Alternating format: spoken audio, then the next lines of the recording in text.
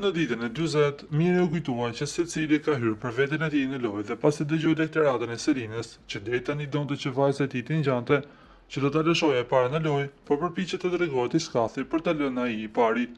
Gjatë një bisede me Selinën dhe kursitën në shtrat mbrëm, ai u shpreh: Isha unë burri i martum, ajo ishte gotë beqare, kam marrë unë halle, se unë të ndahesha nga gruaja nesër apo jo. Do i thoshin thjesht, o ti, si shkon me 50 vjeçarin, unë nuk leja as grua, nuk leja as kalamonin dhe jam prapë këtu ku jam. E di për çfarë jam xheloz? Ne gjatë ditës konsumonin shumë pak kohë bashkë, se ishim te krevati, në fund të ditës dinim ku t'i bënim muhabetet. Në momentin që unë ndam nga krevati, ajo dhe unë u afrohem më shumë gjatë ditës. Edhe kot, jo për të bërë lojë ose për të bërë situata.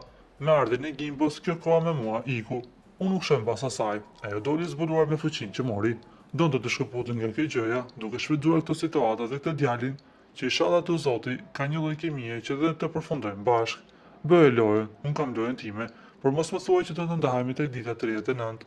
Unë kam thënë po e morë ti, e kam fituar edhe unë spektaklin, por po e mora unë, ti s'ke thënë kur që je e gëzuar, deklaroi Miri ndaj Selinës.